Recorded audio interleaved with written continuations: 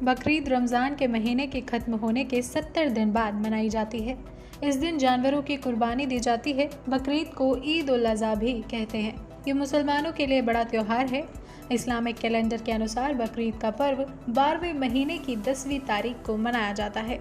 कुरान के अनुसार एक बार अल्लाह ने हज़रत इब्राहिम की परीक्षा लेने का सोचा। उन्होंने इब्राहिम को हुक्म दिया कि वो अपनी सबसे प्यारी चीज़ उन्हें कुर्बान कर दे।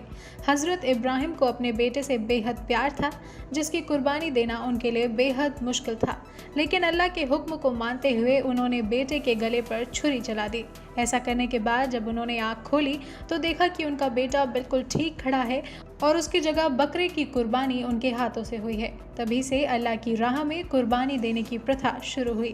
आइए जानते हैं कोरोना काल में बकरीद की गाइडलाइंस क्या दी गई हैं और किस अनुसार ये त्योहार मनाया जाएगा।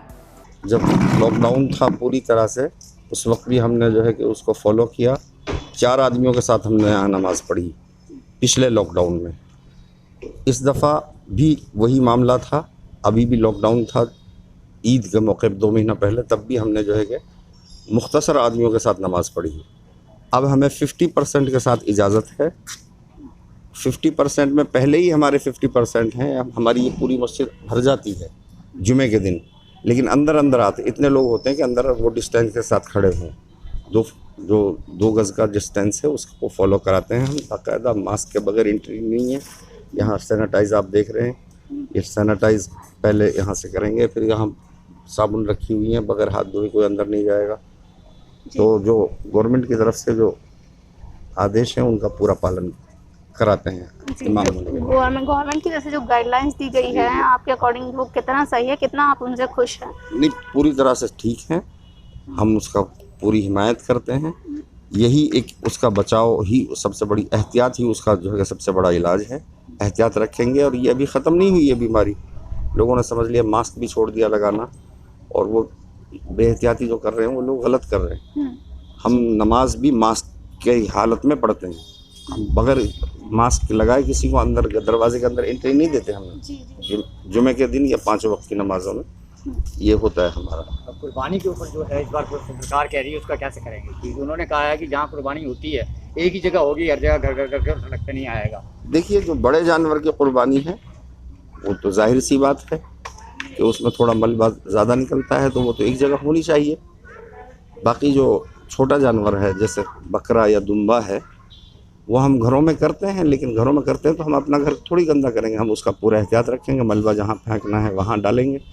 बाकी जो है कि कुर्बानी इंशाल्लाह इस दफ़ा तो वैसे महंगाई इतनी है कि वो भी 50% लोग भी कर पाएँ तो गनीमत है। वो पता लगेगा क्या मामला होता है। जैसे बड़े के लिए उस पर बैन लगाया है कोर्ट ने भी, जो बड़ी कुर्बानी है जिसको किसी भी दूसरी धार्मिक संस्था को ना पहुँचे।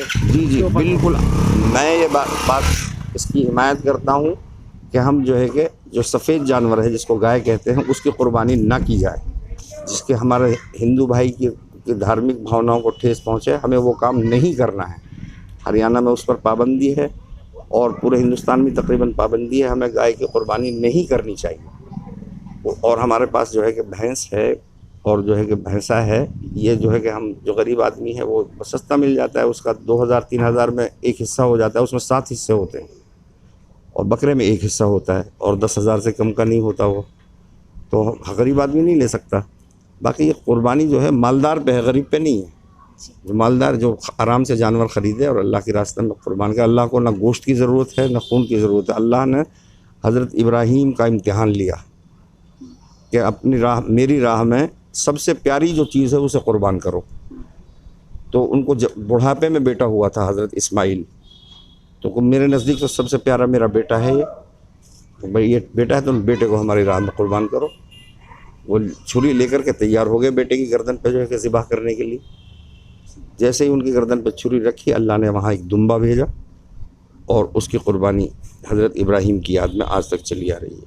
देखिए, कुर्बानी अपने नफ्स, हमारा मन जो कहता है किसी गलत काम के लिए जो है कि करने को, हम इसी का नाम कुर्बानी है कि वो उसको हम सोचें समझें और उसको कुर्बान कर दें। वो काम ना किया जाए जो कानून के ख़िलाफ़ हो और समाज के ख़िलाफ़ हो, किसी भी चीज़ के ख़िलाफ़ हो, उसी का नाम कुर्बानी है। जो लोग गलत काम कर रहे हैं, जी जो कुछ लोग ऐसे भी होंगे, हाँ, ये तो है नहीं कि वो जो आपके कोई ना कुछ गलत काम करेंगे, जी, तो उनके लिए क्या होना चाहिए कानून में? कानून, अगर कोई गलत काम कर रहा है तो कानून अपना काम करे, कानून जो सज़ा है वो दी जाए उसको।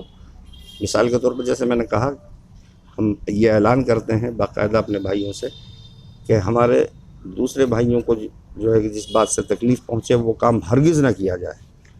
गाय अल्लाह ने हलाल रखी है हमारे धार्मिक एतबार के हिसाब से, लेकिन पाबंदी हरियाणा गवर्नमेंट ने लगाई है तो हमें उसको पूरी पाबंदी के साथ उसको फॉलो करना है और गाय की कुर्बानी नहीं करनी है। जी, यही आप अपना ये हमारा संदेश है हरियाणा वासियों के लिए, पूरे देश के।